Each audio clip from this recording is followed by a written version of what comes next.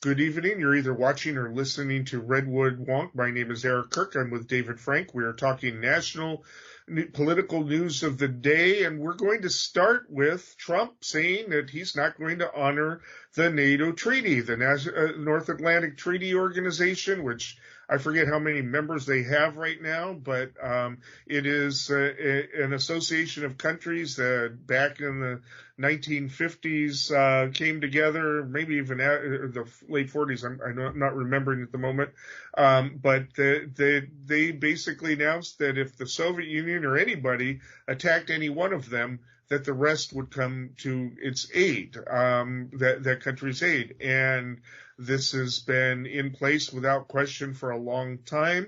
So in one of his speeches, candidate and former President Donald Trump said was referring to a conversation he claims to have had with the leader of another NATO country. It sounds really iffy to me, but I think he's making it up. But basically, he said that they were in a discussion, and he said that in order for him to honor the treaty and defend any country attacking, they have to be caught up with their share of military expenditures in terms of defense spending. And apparently the leader said, so are you saying that if we haven't been paid up, we will be and we're attacked by Russia, that you will not defend that country? And Trump confirmed, you mean as in default? I mean, in terms of as he deems it. And the leader ostensibly said yes, and he said under those circumstances, no, we will not defend you. And that is, of course, in violation of the treaty. But we have somebody who was president who believed and apparently believes that he can strike down the 14th Amendment with an executive order. At one point, he thought he had the power to fire Nancy Pelosi as Speaker of the House. So we've got somebody who either doesn't understand or doesn't want to understand that there are actually limits to presidential power. He does not have the power of the sovereign that Hobbes wanted in his book Leviathan, with absolute rule. Of course, he's pushing for absolute immunity, which is also part of the Hobbesian plan. But this has really upset European leaders as well as the Biden administration, who said this is just absolutely ridiculous. Unhinged, I believe, is what the Biden administration used to describe it. And this is really significant, and this has got to have basically the NATO countries a little bit on edge. What if he does get elected? Will he unilaterally, just as Andrew Jackson did with the Native American treaties, will he unilaterally revoke them?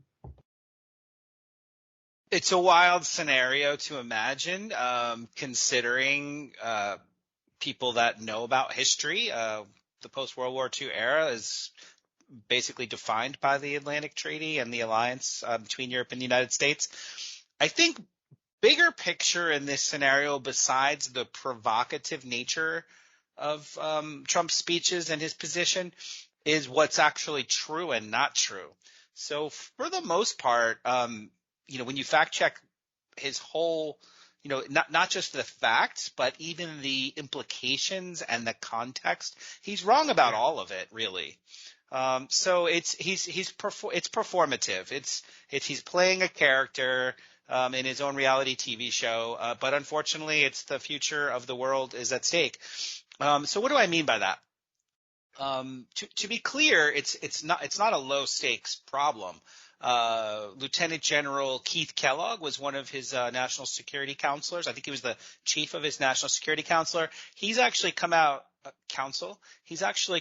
recently and even said, we will revisit the NATO relationship. We will consider, Article 5 is saying that mutual defense component. Article 3 is the spending component. So what he's saying is that there, in theory, there could be some linkage between how much countries spend to defend themselves and whether or not they're in the tier that triggers this mutual defense compact, which violates the spirit and history and letter of the treaty. So this is a provocative general that's giving former President Trump his advice. But some of the things that he said, so I think just for context, I don't know if you alluded to it or not, but the idea that people have a fee that they pay, that countries pay for NATO, in fact, it's not even that. Well, countries do pay for the building and countries do pay for the operations, but that's not what he's referring to in any of the things that he said. So what he's actually referring to is the percentage of a country's overall GDP, the size of their country's economy, how much they invest in their own defenses.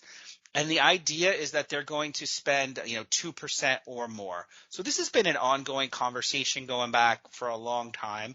President Obama talked to Europe about it. President Bush before him talked to Europe about it. And they've been a little bit more gentle than Trump was. So that's one thing, is that I think the exact number is 21 countries have increased their spending, but only I think about 11 met that threshold. There's no real commitment in writing. There's no real requirement in writing. There's no bill or ledger or amount that's owed. It's a rough guideline that's voluntarily agreed to, and everybody, almost all countries are trending towards compliance. The fact that the United States represents about 70% of global defense spending, that's just the nature of the fact of the size of our economy and the size of our military. Everything else, in terms of the proportionate amount that countries pay for NATO operations, is really small potatoes and not actually what's being talked about. Yeah, I mean, and let's be clear, a lot of our military expenditures in terms of production is based on what a famous Republican president coined the term military-industrial complex. Anytime you try to shut anything down, even when the Pentagon says we don't need that anymore, there's pushback in Congress, and we end up producing things that the military doesn't even need. It is obsolete. All kinds of things, including howitzers, including certain types of planes that are outdated, because certain members of Congress with influence do not want to give up that production because it could cost jobs in their district. It was actually initially referred to as the military congressional industrial complex, and because it's hard to get any types of cuts because it is the basis of our economy. It's what Seymour Melman referred to as the permanent war economy, or military Keynesianism. I mean, that's what Reagan did. It was Keynesian policy, only it was based on ridiculous military spending that created the highest a deficit, but in his first term that exceeded all other deficits combined going all the way back to George Washington. And that included the World War II deficit. So it was really saying something. And so what they're demanding for it to be in proportionate to our spending is ridiculous. In that famous Jeff Daniels piece from the Sorka's, I think it was about the media instead of the West Wing. I can't remember what it's called, but as he pointed out, we are number one in military spending. We spend more than the next 26 combined, 25 of whom are allies. I'm not sure that's true anymore. I think it's only 24 at this point, but it's ridiculous. And so we spend this, and then we expect other countries to spend something proportionate. But meanwhile, the other countries are able to provide good health care, housing, and education, higher education that's free in a lot of cases, and a lot of other programs because they are not saddled with this military burden. So basically, Trump wants them to spend it, and what that means probably is to buy the products that we make, since we are by far the largest weapons producers in the world.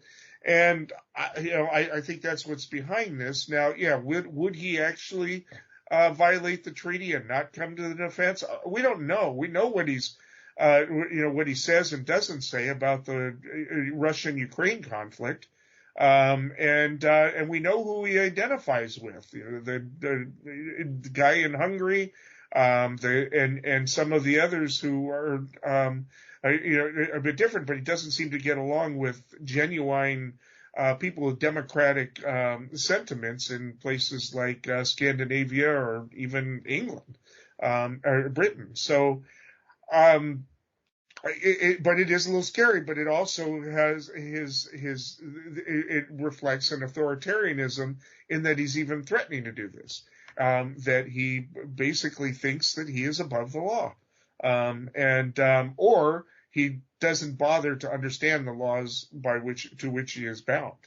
And this is concerning. We're talking about, and this didn't appear to be one of his gaffes. I mean, everybody again is pointing towards the fact that he doesn't necessarily know who he's talking about and the rest. And they seem to be more concerned about Biden's, but his statements, and sometimes he makes these statements that are just like way off the wall and don't even make grammatic sense, let alone logical sense. But he seems to get away with that. But this seemed to be very, I don't want to say calculated, but he definitely intended to say this. And he intended to be, I don't know if he just wanted to be provocative or if he actually intends to do it. We won't know until and unless he's in power. And I agree with basically everything that you said there. I think that there's like two things going on here. I mean, it's more than that, but there's two ways to look at this, two prisms to look at this. And one is actually the art of the deal side of Donald Trump. There are lots of folks who think that the U.S., pays an more than necessary share of global security. And so from that perspective, Trump has been given credit, even from Secretary General of NATO, Stoltenberg. He's admitted that it's true that Trump's browbeating did precede an increase in investments by countries in paying for their own defense. So there is that kernel of truth here. But the truth is that, bigger picture over a much longer period, after the financial crisis of 2008, that's when a lot of the NATO countries kind of pared back their relative spending on their own defense because they had other priorities. And then when Putin invaded Ukraine back in 2014, a lot of European countries realized they needed to do something different, and they made significant investments during that time. But then as there was like an equilibrium established, there was a little bit of a pullback in the growth or the overall proportion and the amount that they spent. It wasn't until, in light of Trump, like I said, sort of browbeating everybody, when Putin did re-invade more recently 2 years ago, that's when everybody began, by that I mean European leadership, defense leaders, began taking things much more seriously, making much larger investments. So Putin had more to do with the change in, investment commitments and actual spending amounts than Trump really did. But he loves to spin the story. He loves to tell the story. Obviously, it's clear because he does it a lot. And I think that's the one side, which is the sort of pendulum of history. But then the other side is more the showman and the sort of the narrative that goes with candidate Trump and his role in the world. Now that has escalated to inflammatory language, which is that's your last sort of comment was. We don't know if he would abandon our allies or if he would encourage our enemies. I think it's hard to imagine that he's saying that for no reason.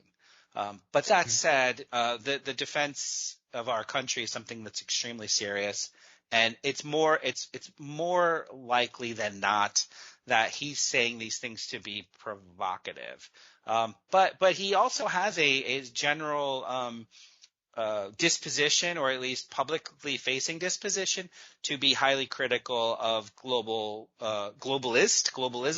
coordination across countries, and this is Western civilization's time to be stressed by challenges to the world economic system. And Putin just came out with an interview last week. Tucker Carlson interviewed him, where he felt the need to preach to us about the history of Europe and of Eastern Europe in particular, and call out the U.S. intelligence community as harmful to its own citizens, and really to just do a disservice to American self-confidence and self-respect in the name of having us analyze our own history, and Trump is just playing right into that divisiveness.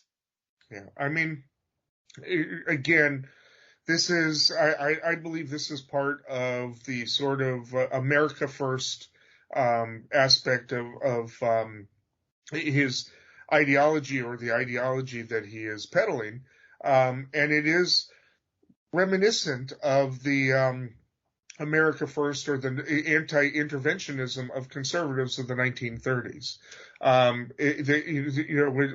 What a lot of people don't understand, is that you'll hear hawkish conservatives, the ones we used to have, like Dick Cheney and George Bush, the globalist conservatives, so to speak, used to attack Democrats, attack liberals, saying that the appeasement is a liberal policy, right? Appeasement is a left-wing policy because we're pushing for negotiations for unilateral disarmament, nuclear freezes, and all those type of things. What gets lost in the shuffle is that the sellouts at Prague were mostly engineered by the conservative. At the time, and including Neville Chamberlain. He was a Tory. People forget that. This is conservative reclaiming itself. It may be that the globalist element of conservatism is no longer influential in the Republican Party. The question is on adoption of the resolution. Those in favor say aye. Those opposed say no. In the opinion of the chair, the ayes. For what purpose does the gentleman from Utah seek recognition? The yeas and nays are requested. Those favoring a vote by the yeas and nays will rise. A sufficient number having risen, the yeas and nays are ordered. Members will record their votes by electronic device. This will be a 5-minute vote. On this vote, the yeas are 214 and the nays are 213. The resolution is adopted.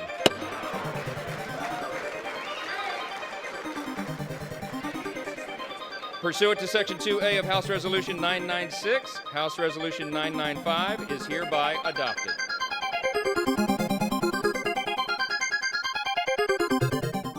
Next topic, the impeachment of Alejandro Mayorkas has actually passed by one vote, partly because one Democrat couldn't make it to the table. 3 Democrats voted against it, including our own McLaughlin in California. But he was impeached on 2 articles, and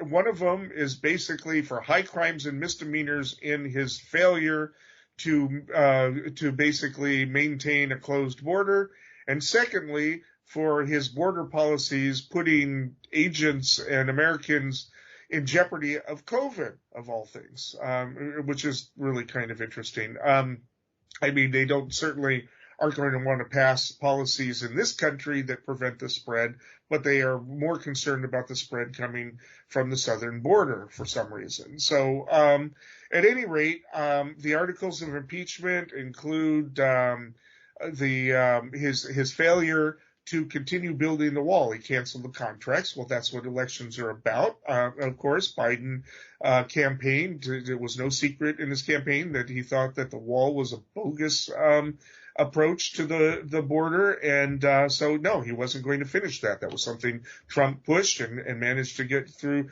Congress, so he's not going to do that. But Mayorkas has committed a high crime or misdemeanor in basically doing that. It points out that over 5,500,000 quote unquote illegal aliens have crossed our southern border under the leadership. There have now been 20 straight months of over 150,000 illegal border crossings. Let's point out that these are the people who get caught. And he has presided over an 180% increase in encounters. at the southern border compared to the previous administration. Talks about the increases in fentanyl coming across, talks about the fact that more people who are on the terror list, about 100 of them, a little more than that, have made it across. What it doesn't even take into account the possibility of is that they're actually more effective in catching people. But let's not even get to that. That is going to be offered on that, because this is all based on encounters, on arrests. But also because he's not following the Remain in Mexico policy. Again, this is, questions as to even the legality of that, and also attempting to eliminate the Title 42 authority. So basically, abandoning Trump's policies is what he is being charged with. So it's again, they have increased. I do think that a lot of people in these countries that have been destabilized, it may have been emboldened by the fact that Biden might be more friendly towards immigrants, and that's certainly the case. Of course, this impeachment seems pretty hypocritical, given that a week ago or so there was actually a border deal in which Republicans would have gotten about 80% of what they wanted, but reportedly they nixed it because Trump does not want to have a quote unquote border win for Biden, because it would provide resources to be able to protect that. As we've discussed on this show before, the vast majority of fentanyl comes in through the controlled passing points, and in fact, probably over half of them are American tourists, a lot of them white. So if to be able to have the resources to have more people do searches of cars and have more training as to how to maybe scope it out, that would have been part of the bill. It's not, so we don't have that. So because Trump does not want to have the amount of immigration decreasing before the election. That's what he wanted. Well, as we'll discuss in the next segment, it may have already cost him a House seat. Although I've got some other theories about that. But this is the politics of it. He's being impeached. It's dead on arrival in the Senate. We all know that. It's part of the problem with this is we probably should have a constitutional convention to institute something where the procedure is actually run at least partly through the judicial system, because it's just absolutely political. It's a political decision. It's not got no basis in law that's enforceable. You don't get you don't get 61 votes. You don't get the impeachment, and there's no way that they're going to get that next time around. So and the senators, I think even Senate Republicans know this. And the question is, what's going to happen once these impeachment articles are forwarded to the Senate? Is possibly it's either going to be dismissed right away. Sure, there is a process for that, or gets hung up in committee. But it's some way to find a way for the more contested senators to avoid having to take a stand that can be used against them.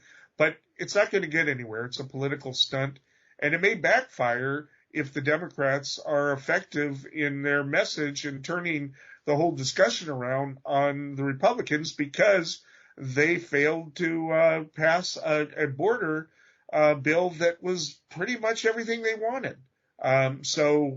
Dave?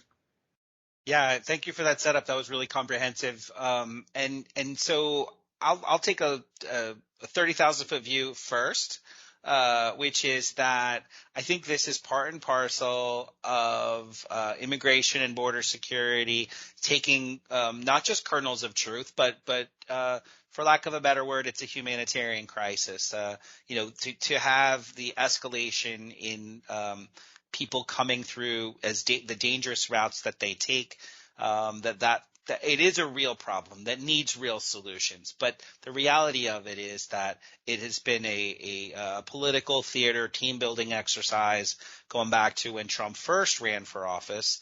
And so the question is, are there real risks? Well, just one example, the most recent numbers for last year, that there were about 3,000, Chinese nationals that were caught trying to come through illegally every month. So it would just take one or two, I'll leave it at that. There are real concerns.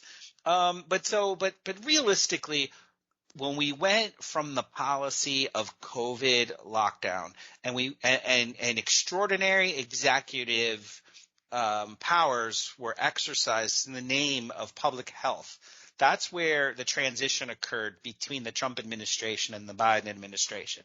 And Biden did hold on to those limitations and the arrangements made with the Mexican government and other governments in Central America. Those arrangements were held until they were no longer logically or rationally meaningfully viable.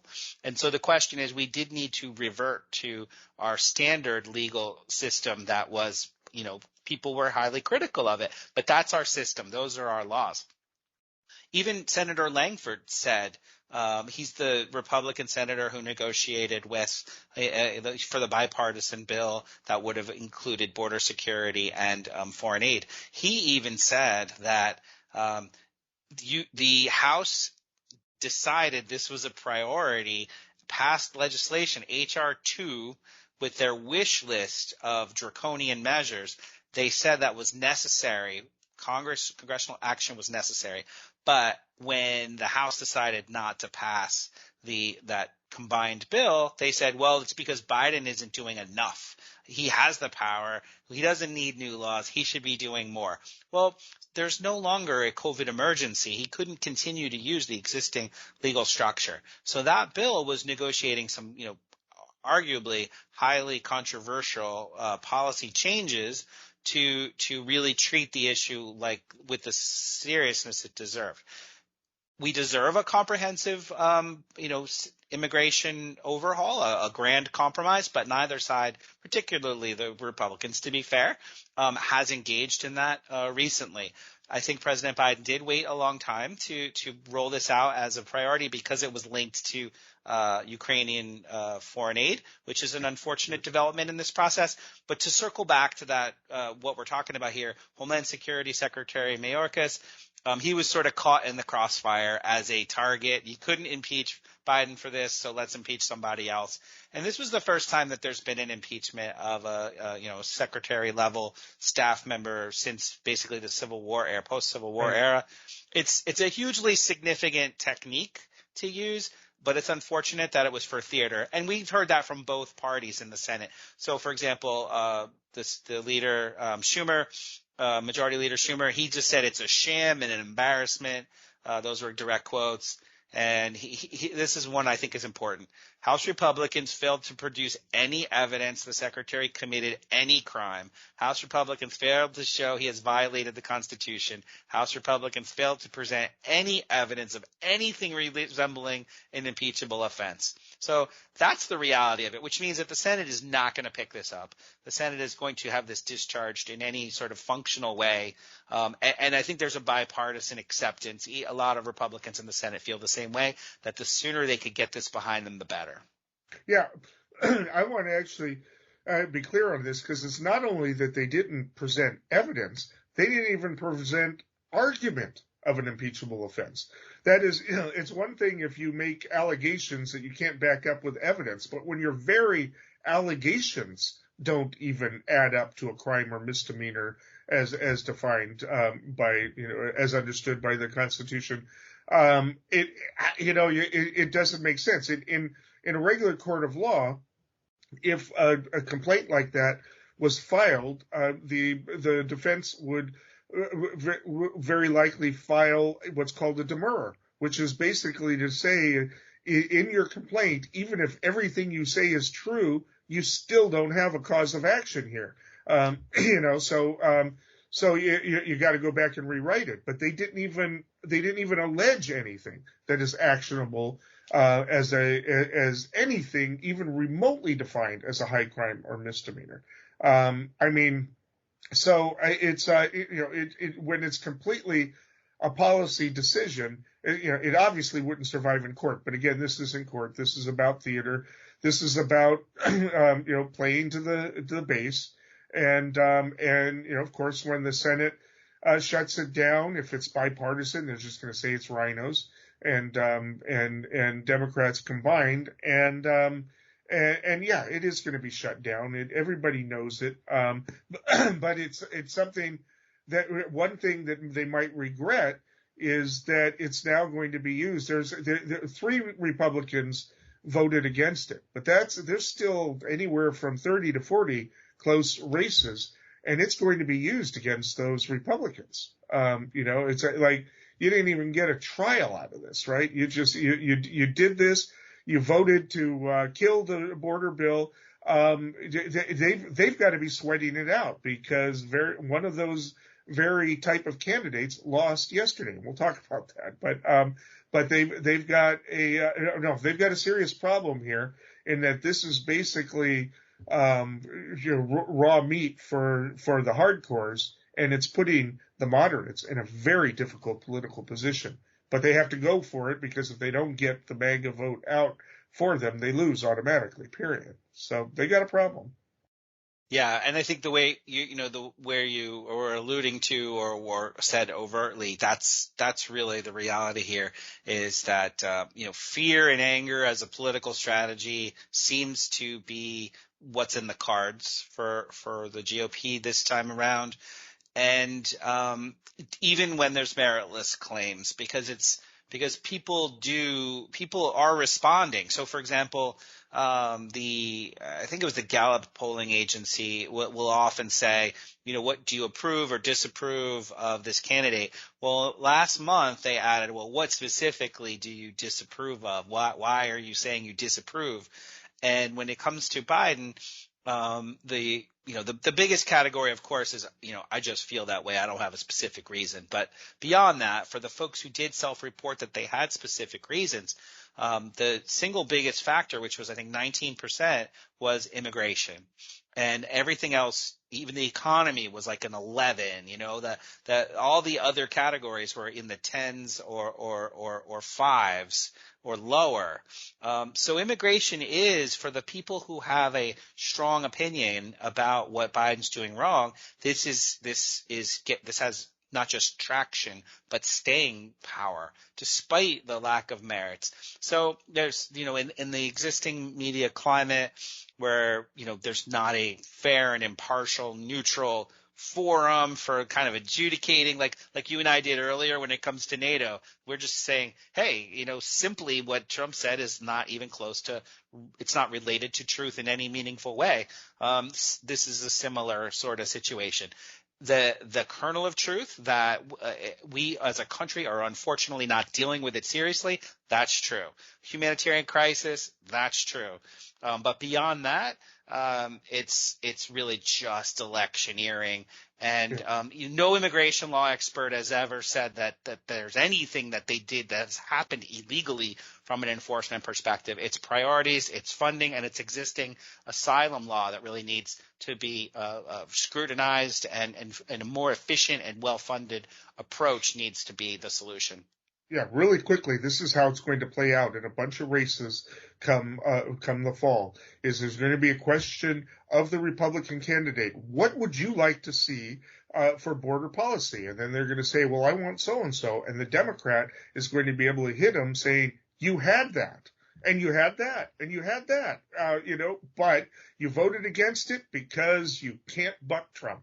That is the status of your party, and that's what's going to be hit over the head. And based on this and what we're going to talk about in the next segment, I'm going to make a prediction at the end, a pretty grand prediction.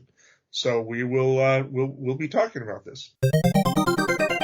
Despite all the attacks, despite all the lies about Tom Suozzi and the squad, about Tom Suozzi being the godfather of the migrant crisis, about Sanctuary Suozzi, despite the dirty tricks, despite the vaunted Nassau County Republican machine. We won. It's time to move beyond the petty partisan bickering and the finger pointing. To our friends running the Congress these days, stop running around for Trump and start running the country.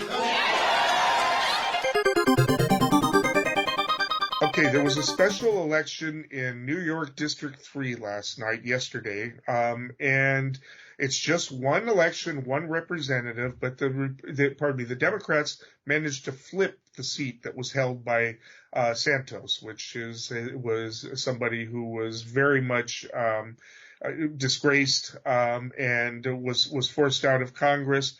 So they held an election to replace him, and you have a moderate a moderate Democrat who had actually lost the position, I think, originally to Santos. I might be wrong on that, but I'll check on that. Thomas Suozzi, I hope I'm saying that right.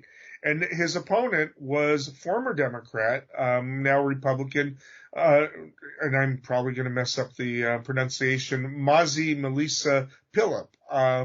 And I think there's two reasons she lost, but I want to point out that all of the polls had it real close, and there were all of these hand-wringing articles on Monday about how this could be the big albatross around Democrats' neck if they can't win this. All of the polls had them within margins of error. I think there were 2 or 3 polls that had it at 4%. Other polls had it even closer at 1%. They all had Suozzi ahead, but they did not have them outside the margin of error. So everybody was concerned because, when you have MAGA people involved, they don't fit into the likely voter formulas. And so a lot of times these elections have been skewed towards Democrats. The polls have been skewed towards Democrats, and the results come out much worse for them. That hasn't happened in 2 years. I mean, a year and a half anyway, since the Dobbs incident came down. Almost every, I think 99% of all of the elections, whether they won or lost, have outperformed the polls. Because at this point, what the pollsters have not factored into is the Dobbs effect, which we've talked about on this show. But there was another reason I think that Ms. Pillip lost, and I think it comes down to these two things. One was, again, abortion. During one of the big debates, she said, well, I think that I take a moderate position on abortion. I think that the women, it should be the women's choice. And her opponent, very cleverly, and she ended up throwing a fit about it, said, well, does that mean you're pro-choice? And she hemmed and hawed, blah, blah, blah. And he said, okay, but does that mean you're pro-choice? And she was getting into, I don't believe in definitions. And so, the definitions, you can't peg me, blah, blah, blah. Well, with her inability to answer that outright, and maybe she would have lost anyways, because maybe she would have lost the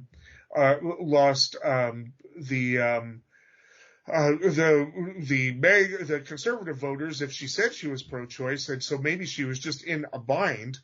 But the other reason, real quickly, and I'll turn it over to you, is that, again, I think that the Democrats are able to flip the switch with regard to making immigration an issue. A border is very much on voters' minds. They had an opportunity for reform, and the Democrats, maybe successfully, have gotten out the narrative that they could have had what they wanted, but Trump doesn't want to have successful border policies until he's elected. And voters, some of them pay attention to this stuff, particularly swing voters. So I think that those are the two reasons they did. But in the end, he had 53.9%, rounded up 54%, to her 46.1%. So 7.8 difference or whatever, but so just about 8% is difference, about twice what the polls were showing.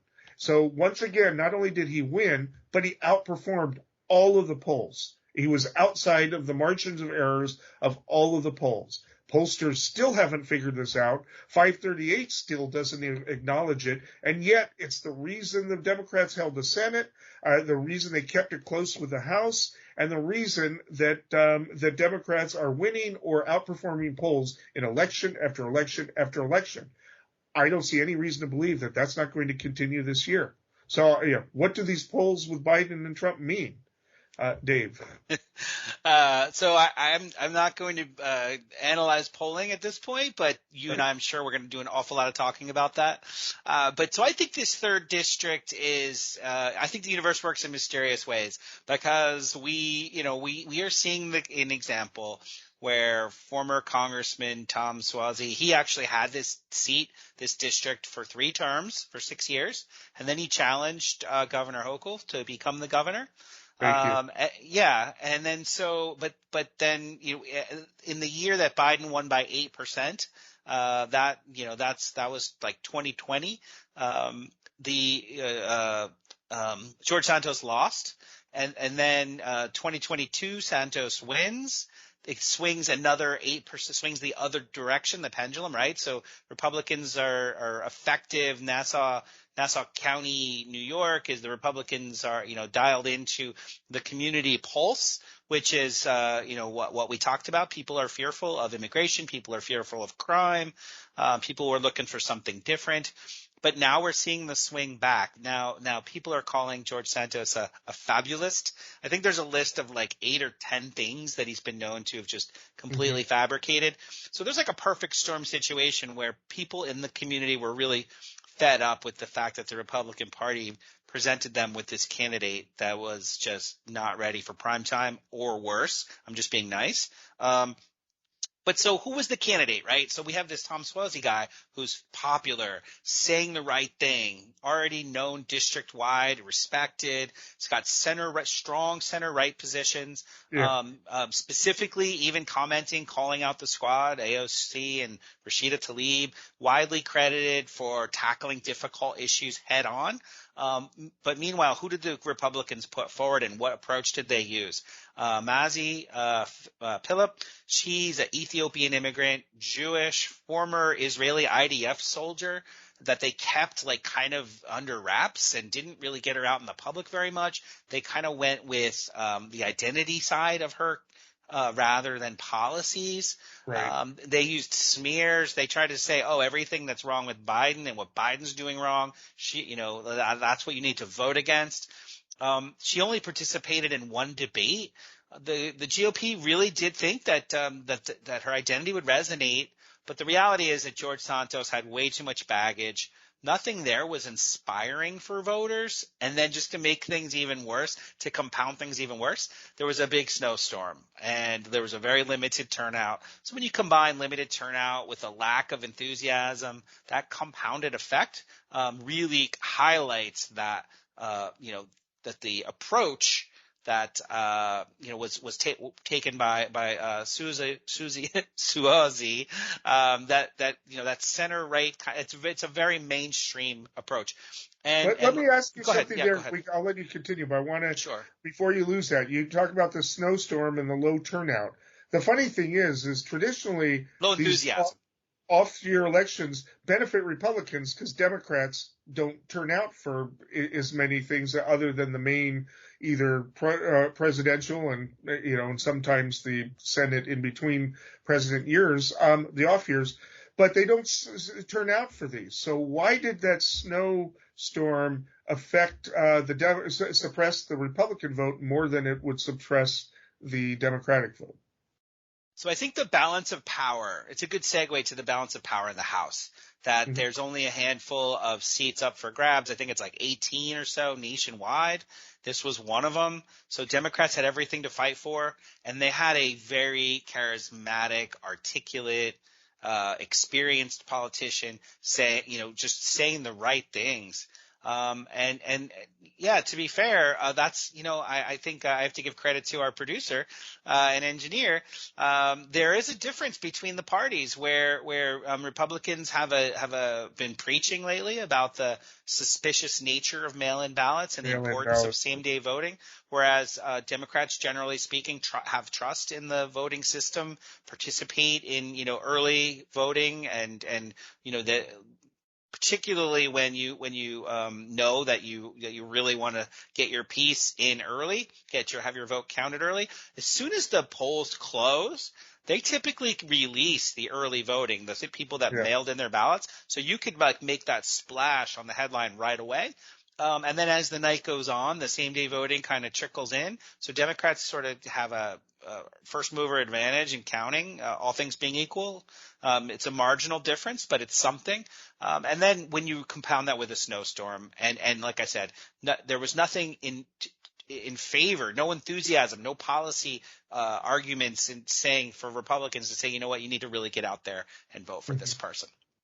I suppose that's true, and it is an interesting turnaround because I've been involved in election politics for a long time, and it used to be that they used to call them absentee ballots, and it used to be that they were loaded in favor of conservatives, elderly people that wanted to just get the vote done with, and business people who were going to be out of town or otherwise just didn't want to be bothered on election day, so they get their stuff out early. It was 2020 itself that was the turnaround on that, because Trump wanted his red wave or red mirage, blue wave, whatever, blue shift argument to make, and the like. And I understand that Republicans are trying to turn that around and get more people out early, because if something like that happens on election day, that may have the effect. It's hard to, like I said, it's hard to say. On the other hand, traditionally, again, Democrats just don't turn out for this stuff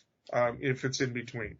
Now, this also was very much maybe Democrats were motivated because they didn't want to take a chance. They were so horrified by Santos representing them that they wanted to get out on this. And they also do have, as you say, the Democrats want to challenge that Republican majority as much as they can. A lot of theories on this. The only thing I want to say, though, is I don't know what the returns were initially at the beginning of the night. I do know that when I went in, while they're still counting, when it was like about 40 or 50% of the vote, that it was a 4-point difference, and that difference grew. Now, part of that also is true is that rural areas tend to be counted in terms of the same day voting. Rural areas tend to get their counts in before the urban areas. I don't know what the makeup of this district is to know if that's a factor or not. But the fact of the matter is at one point the vote was 52-48, and it ended up being 54-46. So I don't know what factor that. But yeah, it's on Long Island. I don't know how rural versus urban it is. If there are urban areas and rural areas, kind of like Humboldt County. So just to comment on that, this is known as the sort of quintessentially suburban, and this is the battleground for the national contest. This is like a prototype example. Because in fact, that red wave that people were saying, hey, there's going to be this red wave, and it didn't materialize. It actually did materialize to a certain extent in Nassau County and this part of New York. It was one of the areas where Republicans really were successful. I know historically Nassau County Republican, the machine is very tightly controlled and very successful at what it does. In terms of sort of punching above its weight in statewide politics. But beyond that, I think it's a sort of a bellwether or a litmus test to see what's possible in suburban districts around the country, in the 8 states where apparently it's going to matter in the next election cycle, because so many of these districts around the country are, solid blue, solid red. Yeah. It's very rare that we have an area where people are, willing to change sides. If you don't mind, I want to pivot a little bit here to the idea that, what does this mean? Right now, the House is 219 to 213. Right. I think there's 3 vacancies. So that means that Speaker Johnson really only could lose 2 defections on any given issue. And the coalition of kind of sort of right hardliners like Marjorie Taylor Greene, Matt Gaetz, they have a can tap into about 12 people that they, for example, how they got rid of Speaker McCarthy and sank his speakership. So the majority leader's in a really bad spot. We talked about it a little bit last week. He didn't really do such a good job of counting, whipping votes, figuring out how his caucus is going to vote on that impeachment issue. He had some defections. But realistically, we don't have to get too far in the weeds on this, but knowing that there's only he could really only afford to lose 2 people right now. If he loses a third, then we have then things won't pass. And that's assuming that everybody shows up. I think in the last vote for the impeachment, there were 2, like one person's getting cancer, one person was sick with COVID. There's about 2 people on each side that didn't show up. It's going to be really hard for the Republicans to advance anything.